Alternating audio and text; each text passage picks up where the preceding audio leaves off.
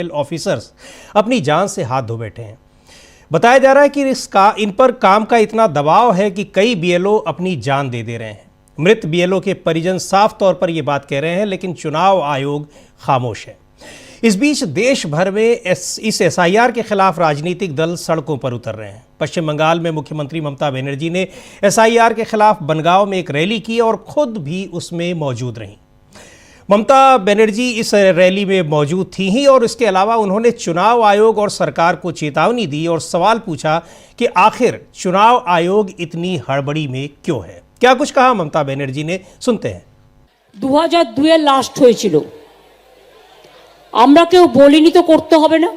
আমরা কি বলেছি, তুমি একটাও জেনুইন ভোটারের নাম বাদ দিতে পারবে না যারা ভোট দিয়েছে, যারা বিভিন্ন স্কিমে টাকা পায়, যারা দীর্ঘদিন এখানে বসবাস করছেন, তাদের তাড়ানোর কোনো অধিকার তোমাদের নেই। বিজেপি অফিস থেকে লিস্ট ঠিক করে দেবে। গভর্নমেন্ট কে ঠিক করে? পাবলিক ভোট দিয়ে। এখন সিস্টেমটাই পাল্টে যাচ্ছে দেখছি। ইলেকশন কমিশন ঠিক করবে, গভর্নমেন্ট কে ঠিক করবে, তা কখনো হয় নাকি? ইলেকশন কমিশনের কাজ হচ্ছে ইম্পার্শিয়াল চেয়ার মেনটেন করা, not to become the BJP commission but to a election commission, impartial election commission. প্রথমে বলল আধার কার্ড, সবার কাছে টাকা নিল, আমাকেও আধার কার্ড করতে হয়েছে। तो ममता बनर्जी कह रही हैं कि 2002 में भी हुआ था एसआईआर और हमने कभी नहीं कहा कि आप एसआईआर नहीं करा सकते हैं। मैं केवल कह रही हूं कि किसी भी वैध मतदाता को नहीं हटाया जाना चाहिए। चुनाव आयोग एक निष्पक्ष चुनाव आयोग होना चाहिए और यही मांग की जा रही है। ये भाजपा का चुनाव आयोग, किसी राजनीतिक दल का चुनाव आयोग, सरकार का चुनाव आयोग नहीं होना चाहिए। और इसको लेकर ये आप देख रहे हैं जो विजुअल्स स्क्रीन पर चल रहे हैं, इसमें ममता बनर्जी खुद इस रैली में, इस जो एसआईआर के खिलाफ रैली है उसमें शामिल हुई। और ममता बनर्जी के ही मंत्री हैं सिद्दीकुल्ला चौधरी, वो कह रहे हैं कि ऐसा एसआईआर कभी नहीं देखा, कहीं नहीं देखा। जिस तरीके से ये एसआईआर जिस हड़बड़ी में कराया जा रहा है, मुख्य चुनाव आयुक्त ज्ञानेश कुमार इतनी हड़बड़ी में क्यों है, ये सवाल बार बार पूछा जा रहा है। सुनते हैं क्या कहा है सिद्दीकुल्ला चौधरी ने। आत्महत्या कर चुके हैं। मेरे अंदाजा के मुताबिक इससे पहले एसआईआर के बारे में ये दिन देखना नहीं पड़ा था। ये सिस्टम की गड़बड़ी है। सिस्टम सही न होने की वजह से वो लोग घबराए हुए हैं। दूसरी बात, दुनिया में आदमी नया नया प्रोजेक्ट, नया नया फॉर्मूला लाते हैं, लेकिन उसको करने के लिए ट्रेनिंग होना चाहिए, वातावरण होना चाहिए। वो भी निर्वाचन कमीशन कर नहीं पाए। तीसरी बात, काम में इतना दबाव है, 24 घंटा है। कहा जा रहा है कि एक बूथ में अगर 300 फैमिली रहती है तो हर फैमिली में 3 दफा जाना पड़ेगा। कितना टाइम लगेगा? लिखने में कितना लगेगा? फ्लॉप करने में कितना लगेगा? सिग्नेचर में? ये जस्टिफिकेशन कर नहीं पाए हैं। अंधी नगरी चौपट राज। इलेक्शन कमीशन का ऐसा नहीं होना चाहिए। हम गुजारिश करेंगे उनको लिबरल होना चाहिए। किसी एक पॉलिटिकल पार्टी को नुमाइंदे नहीं है, वो पूरे मुल्क के तमाम जो वोटर हैं उनकी नुमाइंदगी वो लोग कर रहे हैं। बंगाल में हम लोग चाहेंगे एक भी वोटर जो जेन्युइन है वो माइनस ना हो। आज 4:30 बजे उम्मीद है, सीईओ के पास हमने इत्तला भेजी है, वो थोड़ा सा टाइम दे दें। कुछ और बातचीत है जो उस वक्त हम करेंगे। आपसे ये ममता बनर्जी भी कह रही हैं, उनके मंत्री भी कह रहे हैं और कि सिद्दीकुल्ला चौधरी साहब की चुनाव आयोग को निष्पक्ष होना चाहिए, किसी पार्टी का नहीं होना चाहिए। लेकिन चुनाव आयोग को शायद ये नहीं समझ में आ रहा है या फिर वो समझना नहीं चाहता है। कोलकाता में एक दिन पहले हजारों की संख्या में बीएलओ भी सड़कों पर उतर चुके हैं। और जिस तरह से सिद्दीकुल्ला कह रहे हैं कि कैसे बीएलओस को काम करना पड़ रहा है, किस तरीके से। ममता बनर्जी पश्चिम बंगाल की मुख्यमंत्री चुनाव आयोग को पत्र लिख चुकी हैं। हालांकि आयोग ने अब 28 नवंबर को टीएमसी के नेताओं को बातचीत के लिए बुलाया है, लेकिन सवाल वही है कि आयोग इतनी हड़बड़ी में क्यों है। सवाल यह भी है कि इन बीएलओस की मौत का जिम्मेदार कौन है। कांग्रेस नेता सुप्रिया श्रीनेत यही पूछ रही हैं, सुनते हैं उन्हें। में कल बीएलओस ने प्रदर्शन तक किया। कल सुधांशु त्रिवेदी ने ये तक कहा कि जो ये इंडी अलायंस के लोग हैं, ये लोग सिर्फ जो है घुसपैठियों के वोट चाहते हैं, इस कारण से एक इम्पार्शियल इलेक्शन होने नहीं देना चाहते हैं, इसलिए एसआईआर का विरोध कर रहे हैं। पश्चिम बंगाल की मुख्यमंत्री ने मुख्य चुनाव आयुक्त को चिट्ठी लिखी, तमाम अनियमितताओं की बात करी। अब 28 तारीख को पश्चिम बंगाल में टीएमसी को बुलाया गया है मीटिंग के लिए, उनकी बातें सुनने के लिए। इस तरीके से देखते हैं। देखिए, एसआईआर का मुद्दा कोई छोटा मोटा मुद्दा नहीं है, बहुत बड़ा मुद्दा है। ये वोट चोरी का सबसे पुख्ता, सबसे सशक्त माध्यम है और इसीलिए ताबड़तोड़ तरीके से ये किया जा रहा है। हम तो पलटकर सवाल पूछना चाहते हैं कि उन 20 दिनों में 7 राज्यों में करीब करीब 20 बीएलओ की मौत हो चुकी है। कुछ इतना ज्यादा प्रेशर है कि लोग मर रहे हैं, हार्ट अटैक हो रहा है, कुछ लोग आत्महत्या कर रहे हैं, लिखकर आत्महत्या कर रहे हैं कि इतना प्रेशर है। यह प्रेशर क्यों बनाया जा रहा है, इस बात का चुनाव आयोग जवाब देगा कि नहीं देगा। इन मौतों का जिम्मेदार कौन है? इन मौतों के जिम्मेदार ज्ञानेश गुप्ता और नरेंद्र मोदी हैं। इन मौतों का जिम्मेदार का जब सवाल आता है उस पर कोई कुछ बोलता नहीं है। ज्ञानेश गुप्ता वैसे बहुत ज्ञान देते हैं, बीएलओ की लगातार मौत हो रही है, उस पर एक शब्द नहीं बोल रहे हैं। तो कोई चीज जो मौत के उस पर खड़ी हो, उसका कैसे बात की जा सकती है? मेरा अपना मानना है कि एसआईआर के माध्यम से बड़े स्तर पर लोगों के नाम काटे जा रहे हैं और फिर बिना फॉर्म भरे जोड़े जा रहे हैं। अभी तक एसीआई के पास से जवाब नहीं आया कि 5 लाख लोग कैसे जोड़े गए बिहार में बिना फॉर्म भरे हुए। जो 20 लाख जोड़े गए उसमें से 5 लाख ने फॉर्म नहीं भरा था। इसका कोई जवाब नहीं है। इसका जवाब कब आएगा? एसआईआर वोट चोरी का सबसे सशक्त तरीका है, सबसे सशक्त माध्यम है और इसीलिए ताबड़तोड़ तरीके से उसको किया जा रहा है। ये फिर से नरेंद्र मोदी की, बीजेपी की और इलेक्शन कमीशन ऑफ इंडिया, जिसके ज्ञानेश गुप्ता जी हेड है, उनकी मिलीभगत दिखाता है। जो कोई भी इसके बारे में संशय कर रहा है, जो कोई भी इसके बारे में सवाल कर रहा है, उन सवालों का जवाब दीजिए। आपके जवाब नहीं आते हैं, आप हवा हवाई बातें करते हैं। तो सीधे तौर पर यह पूछा जा रहा है कि आखिर कौन है जिम्मेदार इन बीएलओस की जो अपनी जान दे रहे हैं, जो इतने दबाव में काम कर रहे हैं, उनके साथ जो कुछ दिक्कतें आ रही हैं। सवाल कई पूछे जा रहे हैं और बिहार का भी जिक्र किया। और बिहार में एसआईआर चुनाव आयोग ने करवाया, इसी हड़बड़ी में करवाया। जो आशंकाएं जताई जा रही थी, उन्हीं वो आशंकाएं साबित हुई चुनाव के बाद, जो रिजल्ट आए हैं, जो परिणाम आए हैं। और बिहार का मुद्दा आपको बता दें कि वो अभी भी सुप्रीम कोर्ट में लंबित है। यानी यह मुद्दा लंबित है कि बिहार में चुनाव आयोग को एसआईआर स्पेशल इंटेंसिव रिवीजन कराने का अधिकार है या नहीं।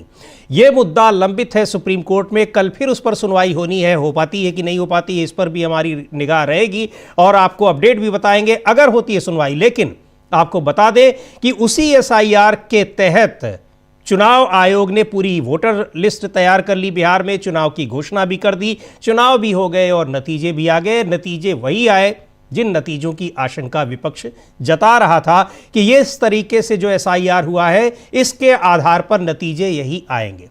तो सवाल कई पूछे जा रहे हैं, लेकिन आयोग जवाब देना न तो अपनी जिम्मेदारी समझ रहा है और न ही ज़रूरत। लेकिन संविधान में यदि चुनाव आयोग को इतनी बड़ी जिम्मेदारी और अधिकार मिले हैं, तो इनके साथ जवाबदेही भी उसे मिली है। और यही याद दिलाने के लिए कांग्रेस पार्टी भी 14 दिसंबर को दिल्ली में सड़क पर उतर रही है, चुनाव आयोग के दफ्तर के पास, ताकि आयोग भी सुन ले। सुनते हैं दीपेंद्र हुड्डा क्या कह रहे हैं। कांग्रेस के सांसद हैं, हरियाणा से आते हैं, वहां भी आज एक प्रदर्शन हुआ है और 14 दिसंबर की रैली को लेकर क्या कह रहे हैं। जो हमारा लोकतंत्र और संविधान को बचाने के लिए आज कांग्रेस सड़कों पे है। भारतीय जनता पार्टी और चुनाव आयोग की मिलीभगत से हम लड़ाई लड़ रहे हैं। आज देश में चुनाव की प्रक्रिया निष्पक्ष नहीं रह गई, ये साबित हो गया है और इसीलिए आज सड़क पे कांग्रेस पार्टी संघर्ष कर रही है। 14 तारीख को राहुल जी के नेतृत्व में बड़ी रैली रामलीला ग्राउंड में करेंगे। दादरी समेत पूरे प्रदेश में लाखों वोट फर्जी पाई गई है, ये साबित हो चुका है। और मैं समझता हूं कि 25 लाख वोटों पे सवालिया निशान लगा है। इन 25 लाख वोटों पे चुनाव आयोग को एफिडेविट देना चाहिए 25 लाख वोटों पे। आज ये प्रश्न उठता है कि इतने बड़े स्तर पर जो चुनाव में यंत्र मंत्र तंत्र का प्रयोग किया जा रहा है, मतदाता सूची में गड़बड़ घोटाले किए जा रहे हैं, तरीके से तहस नहस किया जा रहा है, ये लोकतंत्र के और भविष्य को लेकर प्रश्न चिन्ह लगाते हैं। तो क्या कुछ कर रहा है चुनाव आयोग? लाखों वोट फर्जी बना दिए गए और उनके आधार पर चुनाव जीत लिया गया। चुनाव आयोग उनका जवाब नहीं दे रहा है, ये सवाल पूछा जा रहा है। और यही बात हम भी बार बार पूछ रहे हैं कि आखिर चुनाव आयोग जवाब कब देगा और अब तक खामोश क्यों है? इन तमाम सवालों के जवाब और इन्हीं मुद्दों पर चर्चा के लिए हमारे साथ कई वरिष्ठ साथी मौजूद हैं। पहले उनसे आपका परिचय कराते हैं, फिर चर्चा को आगे बढ़ाते हैं। और हाँ, एक और ज़रूरी बात वो आपको बतानी है, वो ये कि आज न्यूज़ पॉइंट में राजीव जी को न देखकर आप हैरान ज़रूर हो रहे होंगे। हैरान हो रहे होंगे, लेकिन परेशान होने की ज़रूरत नहीं है। कुछ ज़रूरी काम से राजीव जी 2-3 दिन तक इस कार्यक्रम से दूर हैं, लेकिन फिर आएंगे पहले की ही तरह। तब तक न्यूज़ पॉइंट के साथ आपसे मैं रूबरू होऊंगा। और अब चलते हैं अपने पैनलिस्ट के पास। हमारे साथ कई वरिष्ठ साथी इस समय स्क्रीन पर आपको दिखाई पड़ रहे हैं। डॉक्टर राकेश पाठक जी हैं, बहुत ही वरिष्ठ पत्रकार हैं, बहुत सारी खबरें उनके पास रहती हैं और आज भी हम उनसे जानने की कोशिश करेंगे इन्हीं सारे बिंदुओं पर। अमलेंदु उपाध्याय जी हैं, आप लगातार उनकी बातें सुनते हैं। और साथ में वरिष्ठ पत्रकार हैं अनिल सिन्हा जी और वरिष्ठ पत्रकार प्रशांत टंडन जी। शुरुआत करता हूं डॉक्टर राकेश पाठक जी आपसे कि ये जो सवाल बहुत सारे निकल कर आ रहे हैं और अब पहली बार नहीं पूछे जा रहे हैं, ये लगातार पूछे जा रहे हैं। ज़रूरत भी है पूछने की, क्योंकि पूछेंगे नहीं तो जवाब आएगा कैसे? पूछने पर तो जवाब आ नहीं रहा है और बार बार जब पूछा जाएगा तो इसी उम्मीद में पूछा जाता है कि कम से कम कभी तो चुनाव आयोग जवाब देगा। हर तरीके से, हर फ्रंट से विरोधी पार्टियां भी पूछ रही हैं, हम आप जैसे पत्रकार भी पूछ रहे हैं। आखिर चुनाव आयोग को क्या लगता है डॉक्टर राकेश पाठक जी कि वो जवाब नहीं दे देगा तो क्या वो इन सारे सवालों से वो बरी हो जाएगा? मीर जी, देखिए, जो सवाल पूछे जा रहे हैं उनके तो जवाब देना ही पड़ेगा। आज नहीं तो कल जवाब देने पड़ेंगे। लेकिन जिन लोगों को जवाब देना चाहिए, जिन लोगों की जवाबदेही है देश के प्रति, लोकतंत्र के प्रति, संविधान के प्रति, चाहे वे प्रधानमंत्री हो या मुख्य चुनाव आयुक्त, वे सब इतने निश्चिंत हैं देश में जो कुछ हो रहा है उसके प्रति कि मुझे हमारे एक वरिष्ठ साथी हैं रवीश श्रीवास्तव जी, अमर उजाला के संपादक रहे जी, उनके चंद शब्द याद आते। बारूद पे तशरीफ लब पे ठहाके देखो, बारूद पे तशरीफ लब पे ठहाके देखो, पाप धोने आया है वो गंगा में नहा के देखो। इस वक्त पूरे देश में जो हालात जी वो एक तरह से बारूद पर बैठे हुए, बड़ी संख्या में बीएलओज खुदकुशी कर रहे हैं। उनकी जिंदगी के प्रति किसी की कोई जिम्मेदारी, कोई चिंता दिखाई नहीं देती।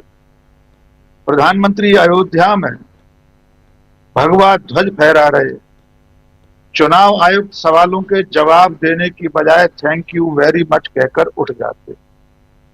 ये जो तस्वीरें हम स्क्रीन पर देख रहे हैं, ममता बनर्जी सड़कों पर उतरी हुई है, भूपेंद्र सिंह हुड्डा उतरे हुए हैं, या 14 तारीख को राहुल गांधी कांग्रेस मैदान में आएगी, ये जिन सवालों को लेकर सड़क पर हैं उनके जवाब किसे देना चाहिए? सबसे पहली जिम्मेदारी तो मुख्य चुनाव आयुक्त की है, चुनाव आयोग की है। लेकिन जब आम नागरिक, सरकारी अमला किसी प्रक्रिया के चलते खुदकुशी पर उतारू हो जाए तो फिर देश के मुखिया, देश के अभिभावक, देश के कार्यकारी प्रमुख, प्रधानमंत्री की भी कुछ जिम्मेदारी पर। लेकिन वे तो ऐसा लगता है कि बिल्कुल, अगर हरियाणवी लहजे में कहा जाए तो वे नशा खातिर, उनको फिक्र नहीं है कि लोग किस कदर इस प्रक्रिया से परेशान हैं। उन्हें बिल्कुल चिंता नहीं है कि लाखों लोगों के नाम वोटर लिस्ट में किस तरह काटे जाते हैं, किस तरह जोड़े जाते हैं। उन्हें बिल्कुल फिक्र नहीं है कि इस तंत्र के जरिए हमारी पूरी चुनावी प्रणाली को दूषित कर दिया गया है। लोग जो फैसला सुनाना चाहते हैं, क्या सचमुच में वही फैसला गिनती के दिन सामने आता है। और एक बात समीर जी जोड़ना चाहता हूं। मध्य प्रदेश की जो ताजा खबर आई है वो भी बहुत गंभीर मामला है। हमारे मध्य प्रदेश में एक जिला है दतिया, वहां पीताम्बरा पीठ की नगरी जी। वहां इस एसआईआर की प्रक्रिया में राष्ट्रीय स्वयंसेवक संघ और भारतीय जनता पार्टी के घोषित कार्यकर्ता एसआईआर असिस्टेंट के, बीएलओ के असिस्टेंट के रूप में शामिल हो गए। और कलेक्टर की मासूमियत देखिए, कलेक्टर ने अपनी गलती मानी लेकिन इसका ठीकरा एसडीएम के सिर पर फोड़ दिया और यह भी कह दिया कि इसमें इरादा गलत नहीं था, जबकि वे कार्यकर्ता बाकायदा बयान दे रहे हैं, मीडिया को बता रहे हैं। एक कह रहा है कि मैं राष्ट्रीय स्वयंसेवक संघ का स्वयंसेवक हूं, दूसरा भारतीय जनता युवा मोर्चा का बाकायदा पदाधिकारी है। तो आप कल्पना करके देखिए कि एक सरकारी प्रक्रिया जो चुनाव आयोग की मातहत चल रही है, कलेक्टरों को उसकी जिम्मेदारी है, उसमें सत्ता में बैठी पार्टी के कार्यकर्ता पदाधिकारी शामिल हो जाएं तो वे किस तरह से प्रभावित कर सकते हैं, किस तरह वोटर लिस्ट में काटछांट कर सकते हैं। क्योंकि ये इसलिए भी कर सकते हैं, कर पाएंगे, कर सकते हैं क्योंकि स्थानीय कार्यकर्ता इस बात को जानता है कि उसके शहर में, उसके विधानसभा क्षेत्र में, उसके वार्ड में कहां कौन सा पॉकेट है, कहां कौन सा वोट बैंक है जी, वो किसका समर्थक है, पिछली बार उस मोहल्ले से, उस वार्ड से किसे वोट मिले थे, कौन से धर्म, कौन सी जाति के लोग किसे वोट देते हैं परंपरागत रूप से। तो उसकी एक्सेस अगर उस प्रक्रिया में हो जाती है, इस मशीनरी में अगर उसकी घुसपैठ है, वो बराबर से बीएलओ का असिस्टेंट बनकर बैठ रहा है, तो वो तो अपनी मर्जी से काटछाट भी कर सकता है। वो इंगित कर सकता है कि इस मोहल्ले के, ये खटीक मोहल्ला है, ये फलाना मोहल्ला है, इसके वोटर्स तो दूसरे को वोट देते, हमारी पार्टी को नहीं देते, तो किसी भी बहाने से उनके नाम काटे छाटे जा सकते। और मैं फिर लौटता हूं उसी गंभीर बात पर जी, अगर इस काम में लगे हुए लोग खुदकुशी तक पर आमादा है, मजबूर हो रहे, तो सरकार की जिम्मेदारी है, चुनाव आयोग की जिम्मेदारी है, वे सोचें समझें कि इतना प्रेशर, इतना दबाव काम का क्यों है, ऐसी क्या जल्दी है कि इसी निर्धारित समय सीमा में उन राज्यों में भी होना है एसआईआर जहां 3 साल बाद चुनाव है। जी हाँ। समीर आत्मज जी, मध्य प्रदेश में तो अभी 3 साल है विधानसभा चुनाव को, अभी तो 2 साल पूरे होने में भी 2-4 दिन बाकी। तो ऐसे में मेरा सीधा निशाना, मेरा सीधा आक्षेप इस बात पर है कि सरकार और सरकार के इशारे पर चुनाव आयोग पूरी चुनाव प्रणाली को अपने तरीके से हाँकना चाहता है ताकि आने वाले दिनों में जिन राज्यों में चुनाव हैं वहां अपने मनमाफिक नतीजे हासिल किए जा सके। घुसपैठ वाले मुद्दे पर अगले चरण में बात करेंगे। जी बिल्कुल, उस पर बात करेंगे, चूंकि सबसे बड़ा, कई सारे मुद्दे हैं और यही सबसे बड़ी बात है जो विपक्ष आरोप लगा रहा है। और क्या होता है कि जब इस तरह की चीज़ें दिखाई पड़ती हैं कि अब आप, जैसे आपने वहाँ पर दतिया का है कि किस तरह वहाँ बीजेपी और आरएसएस के बाकायदा कार्यकर्ता बीएलओ बने हुए हैं।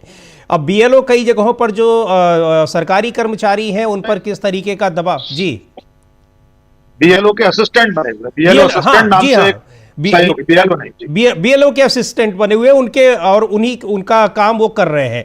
इसके अलावा कई जगहों पर ये खबरें आ रही है, एक तो दबाव है बीएलओस के ऊपर, उसके अलावा खबरें ये भी आ रही कि बीएलओस के ऊपर काम का तो लोड है ही, लेकिन इस लोड की वजह से उनके ऊपर अधिकारियों की तलवार तो लटकी ही है। दूसरी ओर बीएलओ जो ये दावा किया जा रहा है कि डोर टू डोर ये जा रहे हैं, वहाँ ये जा भी नहीं पा रहे हैं। अब कहाँ से जाएंगे? आप 1 साल की जो प्रक्रिया होती है उसको आप 1 महीने में कराना चाहते हैं। बिहार में भी आपने कराया, बिहार का कराने का नतीजा क्या निकला वो सबको पता है। और अब इसमें भी आप इतनी जल्दबाजी, और सबसे बड़ी बात ये कि 12 राज्यों में आपने घोषणा कर दी है।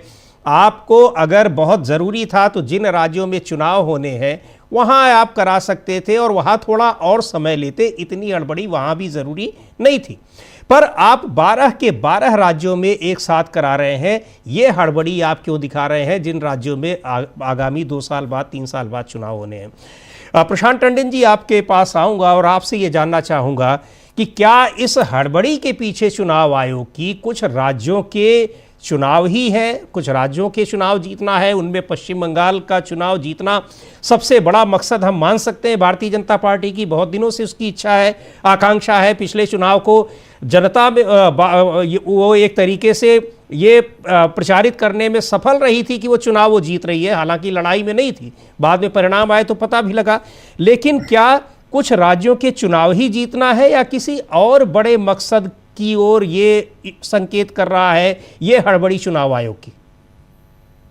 निश्चित तौर पे समीर जी, जो इशारा आप कर रहे हैं वही बात है, बड़ा मकसद है। और इसमें ज्ञानेश कुमार की मैं बात नहीं करूंगा, ज्ञानेश कुमार एक कठपुतली है जी। बात उनकी की जाए कि जिनके पास इस कठपुतली की डोर है, और हड़बड़ी में वो हैं, परेशानी में वो हैं। और आज जब कल जो है संविधान दिवस है 26 नवंबर, और आज संवैधानिक पद में बैठे हुए दो व्यक्तियों ने अयोध्या में एक धर्म ध्वज को जो है वो चढ़ाया, ऊपर धर्म ध्वज को फहराया। ये उस अयोध्या में, उस फैजाबाद में जहां पे बीजेपी चुनाव हार गई और वंचित समाज के एक व्यक्ति को जनता ने चुन के संसद में भेजा। ये पूरा मामला वही है कि किस तरीके से भारत की सत्ता उन हाथों में जाए या उनके इंटरेस्ट में काम करे जिनके हाथ में धर्म ध्वज है। ये वही है सारा मामला, और उसको नए अंदाज में पेश किया गया है। हम लोगों को मालूम है समीर जी कि नरेंद्र मोदी एक अल्पमत की सरकार चला रहे हैं जी, माइनॉरिटी गवर्नमेंट, जो दो या तीन लोगों के समर्थन पर चल रही है, मुख्य तौर पे जेडीयू और टीडीपी के समर्थन पर चल रही है जी। तो ये अल्पमत की सरकार कैसे आई? ये अल्पमत की सरकार आई, जनता ने अल्पमत में उनको भेजा। तमाम तिकड़मों के बावजूद, चाहे वो कॉर्पोरेट का सपोर्ट हो, मीडिया का सपोर्ट हो, चुनाव आयोग का सपोर्ट हो, उसके बावजूद, और उसी अल्पमत को ये दुरुस्त करने में कि ये कार्रवाई है जो हो रही है। विपक्ष को इसमें 14 दिसंबर तक का वेट नहीं करना चाहिए, इंतजार नहीं करना चाहिए, काफी देर हो जाएगी। 14 दिसंबर आप रैली करें, एक सिंबॉलिक जी आंदोलन, तो तुरंत उसकी रूपरेखा बन जानी चाहिए कि 14 दिसंबर को ही हम आंदोलन चालू करेंगे, तो जब तक तो काफी कुछ हो चुका होगा। रोज बीएलओ की आत्महत्या की खबरें आ रही हैं, रोज लाखों लोगों के नाम मतदाता सूची से कट रहे हैं, लोग रोज नए अज्ञात अदृश्य लोग जोड़े जा रहे हैं। तो आग अभी लगी हुई है घर में, और उसका जो आग को बुझाने का काम अभी होना चाहिए। तो एक बड़े आंदोलन की रूपरेखा बनानी चाहिए पॉलिटिशियंस को, सिविल सोसाइटी को। और ये बिहार के चुनाव में को जस्टिफाई करने के लिए बहुत सारे लोग और बुद्धिजीवी भी बड़ी मेहनत कर रहे हैं कि नहीं साहब, बीजेपी एनडीए को एडवांटेज था और पैसे ट्रांसफर हो गए और ये हो गया और वो हो गया, और अपोजिशन के कैंपेन में गैप आ गया, तो गैप तो बीजेपी के भी उसमें आता है। तो ये जो जस्टिफाई करने का एक सिलसिला चल रहा है, ये बहुत खतरनाक है। ये जो लोग जस्टिफाई कर रहे हैं इसको, वो इस बात को नहीं समझ रहे हैं कि ये जो सत्ता है इसका चरित्र क्या है, इसका कैरेक्टर क्या है। और ये वो कैरेक्टर की सत्ता है। हमारे बीच में डॉक्टर राकेश पाठक हैं, इतिहासकार भी हैं, इतिहास के बारे में नजर रखते हैं, अनिल जी ने लंबा समय देखा है। ये वो लोग हैं, दुनिया के इतिहास में हम जानते हैं इनको, कि ये चुनाव हार के नहीं जाते हैं ऐसे लोग। ऐसी सत्ताएं चुनाव में नहीं हारती हैं, कोई पीआईएल से नहीं चली जाती हैं।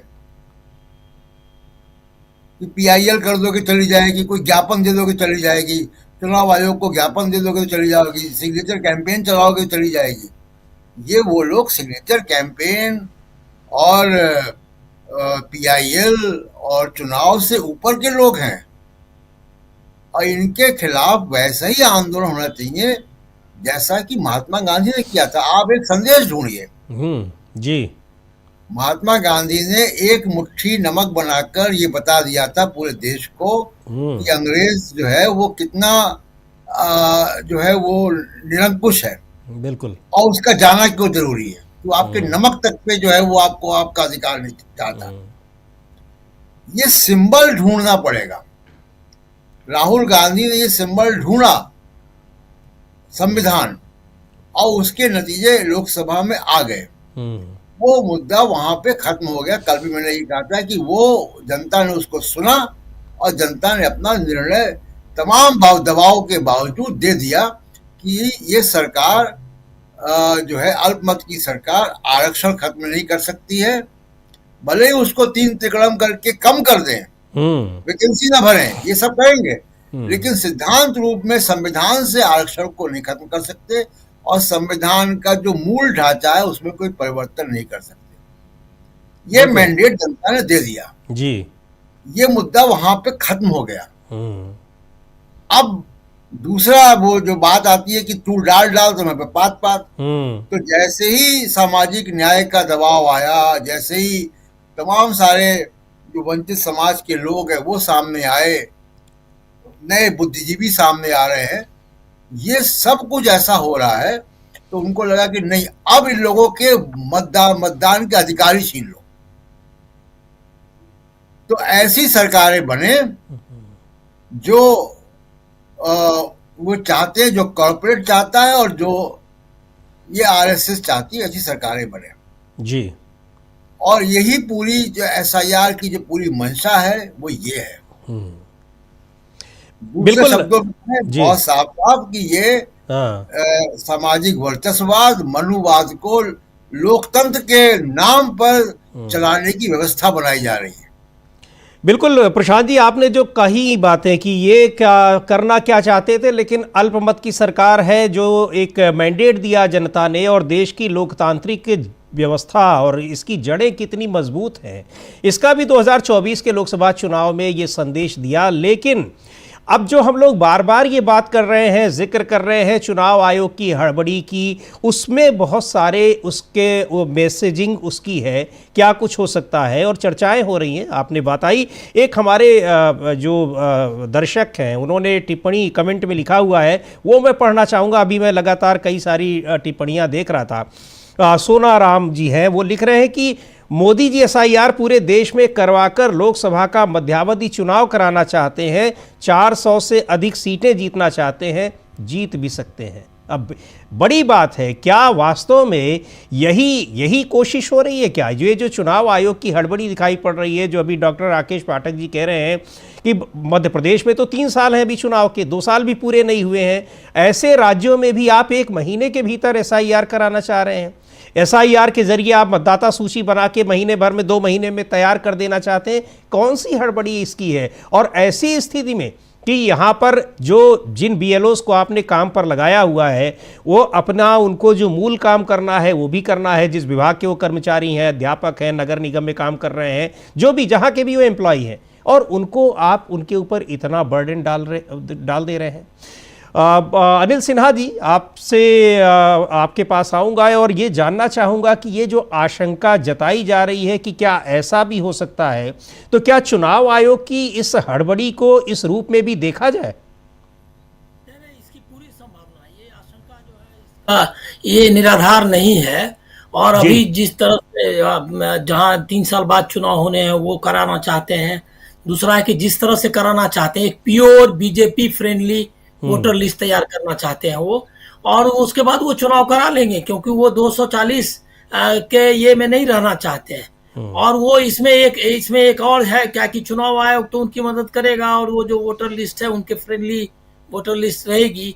इसके अलावा उनका है क्या कि इस बीच में आप चुनाव के मतलब SIR और वोटर लिस्ट में उलझे रहे, और जो इशूज हैं, पॉलिटिकल इशूज हैं, उसका मौका भी नहीं मिलेगा ये को क्या कहते हैं पॉलिटिकल पार्टीज को। ये बिहार इसका सबसे बेहतरीन उदाहरण है कि उन्होंने उनके पास ऑलरेडी एक लिस्ट थी जो उन्होंने बकायदा तैयार करके घोषित किया हुआ था। उन्होंने जो ब्लॉक बूथ लेवल एजेंट है वो भी लिस्ट मांग ली थी, वो दे दिया गया था। उनकी अंतिम मीटिंग भी अप्रैल में पॉलिटिकल पार्टीज के साथ हो गई थी और जून में उन्होंने ये घोषणा कर दी SIR की। तो पॉलिटिकल पार्टीज को न कांटेक्ट ये लिया, समर्थन मतलब बातचीत की, न कोई संवाद हुआ और उन्होंने कर दिया। अब सारा मसला जो बिहार जो एंटी इनकम्बेंसी जो था और जो सारे इश्यूज थे वो वोट चोरी पर केंद्रित हो गए और वो जो है मतलब चुनाव में जो धांधली की वो तो है ही, उसके बगैर वो उसके बाद भी नहीं जीतते। लेकिन उन्होंने जो ध्यान देना था आंदोलन पे, इशूज पे, वो उसका मौका भी नहीं दिया ये को पॉलिटिकल पार्टीज को। वही ये करेंगे मध्यावधि चुनाव में, इसकी पूरी संभावना है। और मैं ये कहूंगा क्या कि जो पॉलिटिकल पार्टीज हैं उनका भी अब फोकस चेंज होना चाहिए। ये जो है SIR तो कराएंगे चाहे जैसी भी हालत है, आप कितना भी आंदोलन कर लीजिए, वो आंदोलन करते रहिए, लेकिन देश की जो समस्याएं हैं और देश में जो लोकतंत्र है उसके बचाने का एक बड़ा आंदोलन चाहिए, जिसको कि पॉलिटिकल पार्टीज अपोजिशन पार्टी जिसके लिए तैयार नहीं है। और उसमें जो इकोनॉमिक लूट है, कॉरपोरेट लूट है, जो जिस तरह से ये बाकी जो ये चीजें हैं, जो देश का पूरा स्ट्रक्चरिंग है लोकतंत्र को खत्म करने का, उसके खिलाफ एक व्यापक आंदोलन की जरूरत है। जो समझिए कि हम लोग तो चूंकि 74 के आंदोलन के लोग रहे हैं, तो इसीलिए वो 74 के आंदोलन जैसा एक आंदोलन चाहिए और कांग्रेस और राहुल गांधी को ये पहल करनी चाहिए। और ये जो आप देख रहे हैं कि ममता जी रोड पे है, ये सबसे कुछ होने वाला नहीं है। ये तो फ्रेंडली फाइट। ममता जी को मैं कहूंगा कि ये जो रीजनल पार्टीज हैं, अगर वो नेशनल लेवल पे अगर मुखालफत करती इनका क्या कहते हैं इलेक्शन कमीशन का या लोकतंत्र जो विरोधी सब चारा चल रहा है, तो ये हालत नहीं होती। लेकिन वो सब रीजनल लेवल पे ही काम करना चाहती हैं, अभी भी नेशनल लेवल पे इकट्ठा नहीं हो रही हैं। तो उनके भी जो ये है क्या कहते हैं इंटेंशंस है, जो उनका जो उनकी मानसिकता है, उस पर मैं कम से कम संदेह करता हूँ। क्योंकि जो अभी जरूरत है कि लोकतंत्र बचाने की एक बड़ी मुहिम शुरू होनी चाहिए, क्योंकि वो वन नेशन वन जो इलेक्शन वाला लागू करना चाहते हैं और निश्चित तौर पर उस दिशा में बढ़ रहे हैं लगातार। वो दूसरी चीज ये है कि ये जो आज ध्वजारोहण हुआ उसके भी मैसेज है, वो मैसेज है पूरे देश को कि यही मतलब हिंदुत्व के एजेंडा पर लोगों को फंसा करके आपका लोकतंत्र का अपहरण किया जाएगा। तो वो भी एक बिग मैसेज दिया है। अभी आप बनारस मथुरा ये सब के जो है वो भी फिर चालू होगा और आगे बढ़ाएंगे वो। अब फाइट का एक नया चैलेंज यूपी में भी निषाद फलना ग्रुप सबको जमा करो हिंदुत्व के अमरेला में, तो एक बिग चैलेंज है जिसको हमको सिर्फ चुनाव आयोग और SIR के से आगे बढ़ के भी देखना चाहिए। और हमको लग रहा है कि पॉलिटिकल पार्टीज ये जो चैलेंज है इसको अभी उस तरीके से देख नहीं पा रही हैं। कांग्रेस को इसमें आपको अलग करना होगा, क्योंकि कांग्रेस कई चीजों को करने की कोशिश कर रही है। लेकिन आप ये चुनाव ये इस पे अटक के नहीं रहना चाहिए, ये मेरा है। लेकिन वो वन नेशन वन इलेक्शन की ओर बढ़ रहे हैं, इसमें मतलब इस आशंका से इससे मैं सहमत हूँ। जी, मतलब वन नेशन वन इलेक्शन की ओर बढ़ रहे हैं और वन नेशन वन इलेक्शन, और इसमें इसका मतलब ये है कि जो आशंकाएं जताई जा रही हैं कि अब इस तरीके से जो आपने अनिल सिन्हा जी ने कहा कि ये बीजेपी फ्रेंडली वोटर लिस्ट तैयार कर रहा है चुनाव आयोग, उस लिस्ट के आधार पर क्या मध्यावधि चुनाव कराने की तैयारी है, ये बड़ी बात है। और जिस तरह की हड़बड़ी चुनाव आयोग की दिखाई पड़ रही है, निश्चित तौर पर उसकी ओर इशारा ये हो रहा है, दिखाई पड़ रहा है। और वन नेशन वन इलेक्शन यानी एक साथ सारे राज्यों में चुनाव करा लिए जाएं और लोकसभा के चुनाव करा लिए जाएं, मतदाता सूची अपने हिसाब की पहले से तैयार रहे, ये एक कहाँ देश के लोकतंत्र को ये कहाँ ले जाएगा? अमलेंदु उपाध्याय जी, आपसे इस सवाल का जवाब जानना चाहूँगा कि अगर ऐसा है, और ऐसा इसलिए है, ये बिल्कुल निराधार इसको नहीं कहा जा सकता, क्योंकि जो दिखाई पड़ रही हैं चीज़ें कि जिस तरीके से मतदाता सूची को लेकर चुनाव आयोग का मसला बिहार में करा सकते हैं या नहीं, एसआईआर अभी बताइए कितनी बड़ी बात है। सुप्रीम कोर्ट अभी ये तय ही नहीं कर पाया कि ये राइट है, संविधान ने चुनाव आयोग को ये अधिकार दिया है या नहीं दिया है एसआईआर कराने का, लेकिन अभी वो तय ही कर रहा है, सुनवाई ही कर रहा है, कल फिर उस पर सुनवाई होनी है। यहाँ चुनाव आयोग ने उसके आधार पर मतदाता सूची तैयार भी कर ली और उसके आधार पर चुनाव करा भी दिए, परिणाम भी आ गए। तो ये क्या, ये जो चीज़ें हैं ये देश के लोकतंत्र को कहाँ ले जाने वाली हैं? देखिए समीर जी, एक तो मुझे लगता है कि कल भी शायद सुनवाई नहीं हो पाएगी एसआईआर पर, और फिर तारीख लग जाएगी। और लगता ये है समीर जी कि मध्यावधि चुनाव भी हो जाएगा, उसके बाद भी जो है एसआईआर पर सुनवाई चलती रहेगी जी। तो ये तो अपनी अदालतों का जो हाल है वो आप समझ सकते हैं किस तरीके से है। वरना तो बिहार के मामले में ही जिस तरीके से सब चीजें सामने आई थी तो उस पर तुरंत रोक लग जानी चाहिए थी। यानी पहली बार जब पहुंचता है संविधान जो वैकेशन बेंच होती है उसके पास, और जो वैकेशन बेंच को देख रहे हैं जस्टिस सुधांशु धूलिया, वो साफ तौर पर कहते हैं कि भाई ये कागजात तो मैं भी नहीं दे सकता अगर मुझसे मांगे जाएं, और आपको इतनी हड़बड़ी क्यों है, वो पूछते हैं इस बात को। फिर वो पूछते हैं कि भाई नागरिकता तय करना आपका काम नहीं है और आप इसे क्यों कर रहे हैं, ये सारे सवाल पूछते हैं।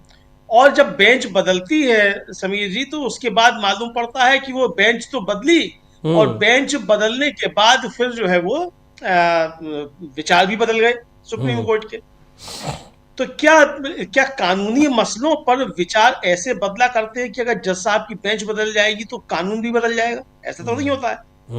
तो ये एक बड़े सवाल खड़े होते हैं कि आखिर क्यों लगातार ढील पे ढील मिलती रही और अभी भी वो ढील जारी है जी। जबकि चुनाव आयोग लगातार सुप्रीम कोर्ट को धमकाता रहा, एक तरीके से कहा जाए हलफनामे दे देकर कि भाई आप हमारे काम में हस्तक्षेप मत कीजिए, ये हमारा अधिकार है, ये सारी बातें बताता रहा। और अभी भी मामला इसी पर है कि भाई ये संवैधानिक अधिकार चुनाव आयोग को ये एसआईआर कराने का है भी नहीं है। तो बहरहाल ये सुप्रीम कोर्ट में जो होगा वो देखा जाएगा क्या होता है सुप्रीम कोर्ट में। लेकिन समीर जी, ये हम लोग भी लगातार चर्चा करते रहे, पहले भी हम लोगों ने चर्चा की है कि इसके जरिए जो 400 पार का सपना अधूरा रह गया था, वो 400 पार का सपना पूरा करना है और मध्यावधि चुनाव कराकर किया जाना है, ताकि फिर नीतीश कुमार को मुख्यमंत्री बनाए जाने की बाध्यता भी खत्म हो जाए, चंद्रबाबू नायडू की बैसाखियां हैं वो बैसाखियां भी खत्म हो जाएं।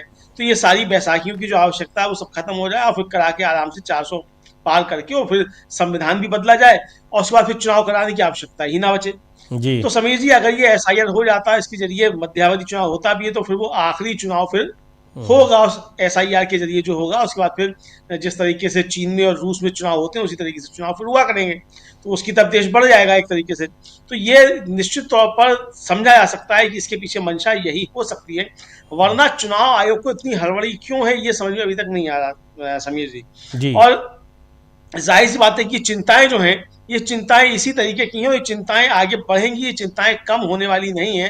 अब देखना ये है कि अब ठीक है 28 तारीख को बुलाया आप सबकी ममता बनर्जी की पार्टी जो आकर मिले, उसके बाद शर्तें लगा दी कि कम लोग आएंगे कि कितने लोग आएंगे। अब ममता बनर्जी पूछ रही कि भाई आपको डर क्यों है, खुले में आप बात करना क्यों नहीं चाहते? भाई इंडिया गठबंधन को भी बुलाया था लेकिन खुले में उनसे भी बात करना नहीं चाहते थे, तो खुले में चुनाव आयोग बात करना क्यों नहीं चाहता है? तो बहुत सारे सवाल जो उठते हैं। और फिर ये कहा गया कि जब राहुल गांधी ने हाइड्रोजन फाइल्स वो लेकर आए थे, एच फाइल्स लेकर आए थे जी, तो उस समय आया कि साहब इसका हम बहुत जल्दी ही जवाब देंगे। वो जवाब अब तक क्यों नहीं आया?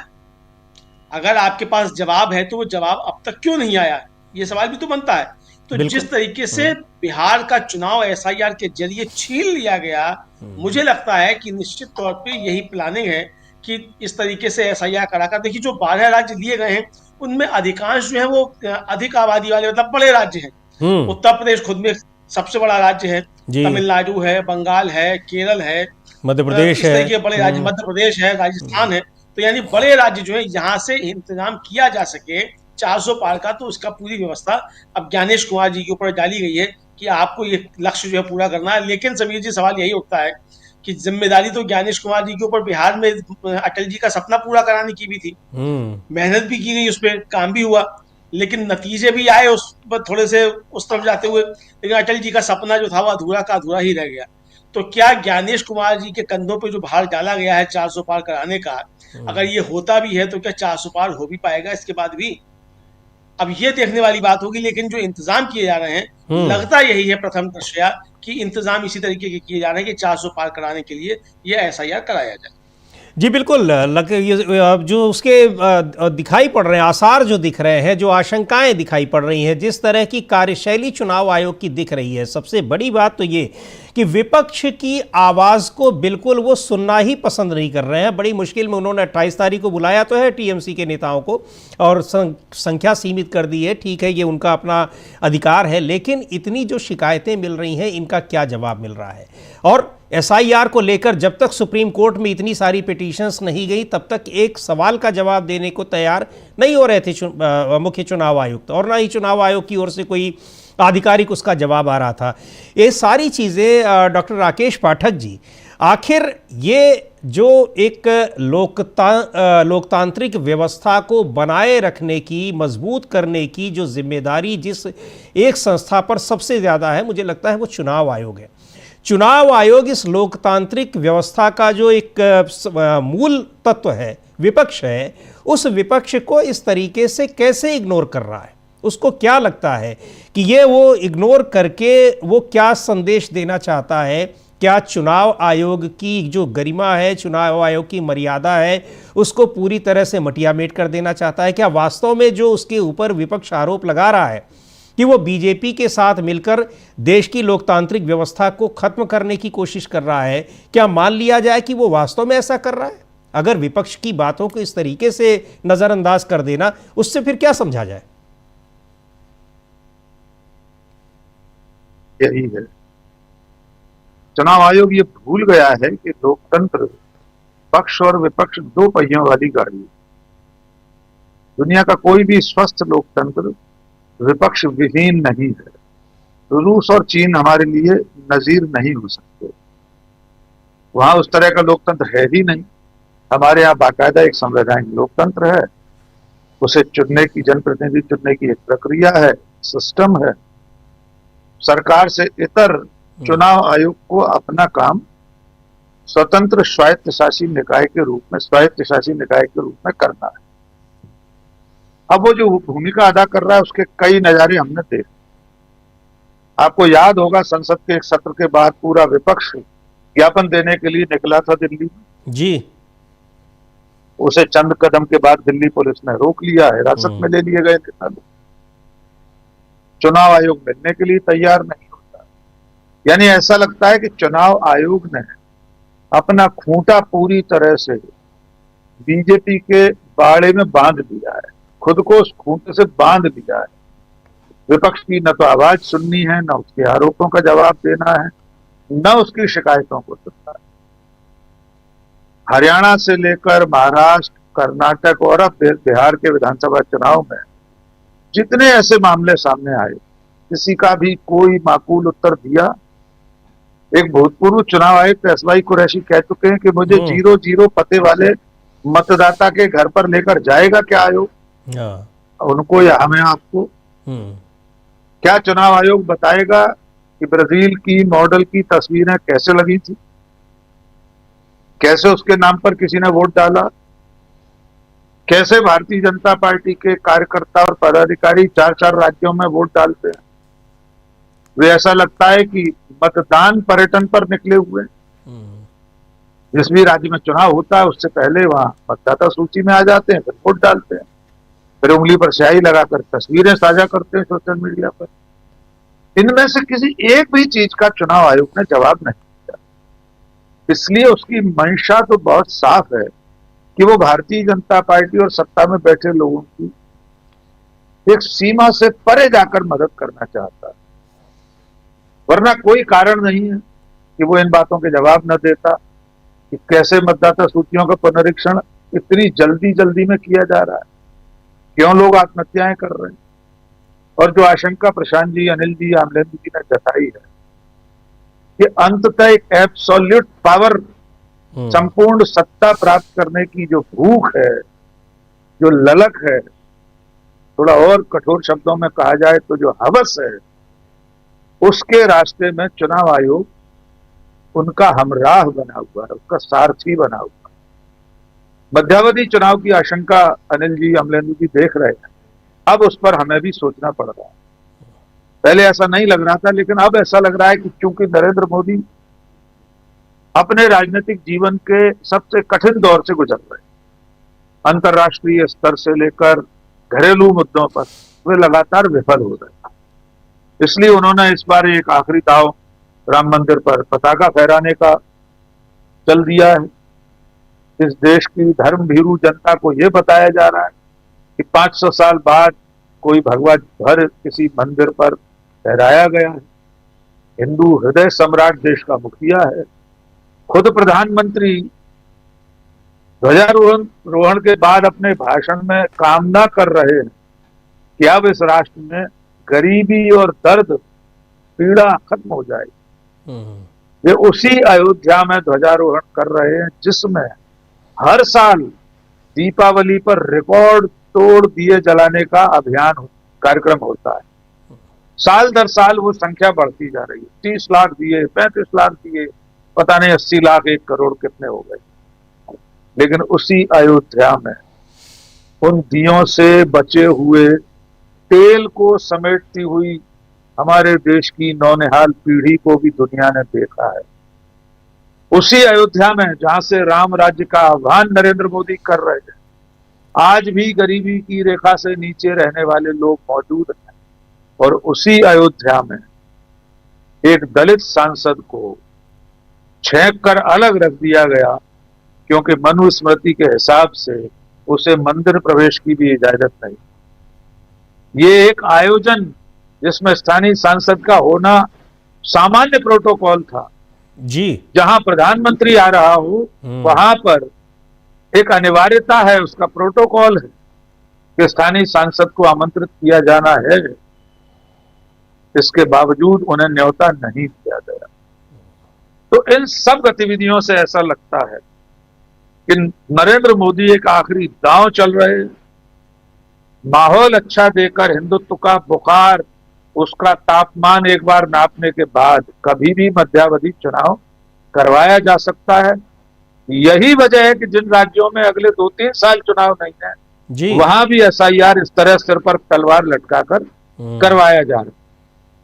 तो मैं इन तमाम आशंकाओं को देखते हुए अंत में आपके उस सवाल को फिर दोहराता हूं कि चुनाव आयोग इन सब कारगुजारियों से भारतीय जनता पार्टी के सत्ता में बने रहने और फिर किसी अगले चुनाव में इससे भी ज्यादा बहुमत के साथ आ जाने के लिए रास्ता तैयार कर रहा है। ये सभी जी बिल्कुल इसके लिए रास्ता तैयार कर रहा है। जो एक मैंडेट जो देश की जनता ने जो नहीं दिया, लेकिन अब उसको दूसरे तरीके से लेने की कोशिश हो रही है। अगर ये बात सही है कि चुनाव आयोग इतनी हड़बड़ी में क्यों दिख रहा है, क्या उसके पीछे वास्तव में कोई बड़ी साजिश है, कोई बड़ी योजना बनाई जा रही है, चुनाव आयोग कुछ बड़ा करने जा रहा है और जो विपक्ष के आरोप हैं वो लगाए जा रहे हैं। और केवल विपक्ष के आरोप ही नहीं, अभी किस तरीके से हम इसको देख रहे हैं कि ये सामान्य जनमानस जो है वो भी इस तरफ इसको इसी तरह से आशंकित होकर देख रहा है कि क्या कुछ करना चाह रहा है चुनाव आयोग सरकार से मिलकर, भारतीय जनता पार्टी से मिलकर। दरअसल ये पिछले जो 1 साल के भीतर जो चुनाव हुए हैं विधानसभाओं के, हरियाणा हो, महाराष्ट्र हो, दिल्ली हो या फिर यहाँ अभी हाल ही में बिहार हो और आगे अब जो तैयारियां की जा रही हैं, इन सब ने इन आशंकाओं को जन्म दिया कि जहां आपको कहीं कुछ दिखाई नहीं पड़ रहा है, वहां एक ऐसी आंधी चल रही है उस पार्टी के फेवर में जो 20 साल से सत्ता में, जिसके खिलाफ एंटी इनकम्बेंसी है, जिसके खिलाफ उस महाराष्ट्र में जब उस सरकार के खिलाफ वहां जब लोकसभा चुनाव में पूरी तरीके से वो हार गया वो गठबंधन, अचानक उसके पक्ष में वहां आंधी बहने लगी हो, कैसे संभव है। तो ये इस बात को लेकर सभी लोग परेशान हैं कि आखिर ये कैसे हो सकता है। और ये जो कहा जा रहा है, जिस तरीके से बात बार बार वोट चोरी की हो रही है, निश्चित तौर पर ये चीज़ें उसी की ओर इशारा कर रही हैं कि ये इन्हीं आर्टिफिशियल तरीकों से ये जीत हासिल हुई होगी। ये उसके बड़ा प्रमाण है। प्रशांत टंडन जी, इन सब चीज़ों को देखते हुए ये अब आज एक जो प्रधानमंत्री नरेंद्र मोदी ने ध्वजारोहण किया है, ये ध्वजारोहण अपने आप में बड़ी चीज़ है। पहली बात तो ये कि ये ध्वजारोहण जो हुआ है, अपने दर्शकों को भी बता दें, हालांकि हमारे दर्शकों को भी ये पता होगा कि दरअसल मंदिर निर्माण का कार्य अब पूरा हुआ है। कार्य इसको पहले जब 2024 में जनवरी में ही कर दिया गया था, इसलिए कर दिया गया था कि अप्रैल मई में चुनाव होने थे, तो उसको अधूरे मंदिर को वहाँ पर प्राण प्रतिष्ठा करा दी गई। बड़ा विवाद हुआ, तमाम धर्माचार्यों ने उसका विरोध किया, शंकराचार्य ने विरोध किया, लेकिन यहाँ पर हिंदू धर्म, सनातन धर्म का निर्धारण कहाँ से हो रहा है ये सबको पता है। धर्माचार्य और धर्म को जानने वाले वो इन चीज़ों का निर्धारण नहीं कर रहे हैं। शंकराचार्यों को भी नहीं पूछा गया, डॉक्टर राकेश पाठक जी, इस कार्यक्रम में आज वाले में, वो भी एक महत्वपूर्ण बात है। आज वो पूरा हो रहा है, उसको तब इसीलिए किया गया था कि चुनाव होने थे। हालांकि ये मुझसे कई लोगों ने कहा कि उनकी धर्म पर आस्था इसीलिए बढ़ गई है कि ईश्वर ने ये दिखाया कि आप जिस काम के लिए, जो मंतव्य आपका था, उसको ईश्वर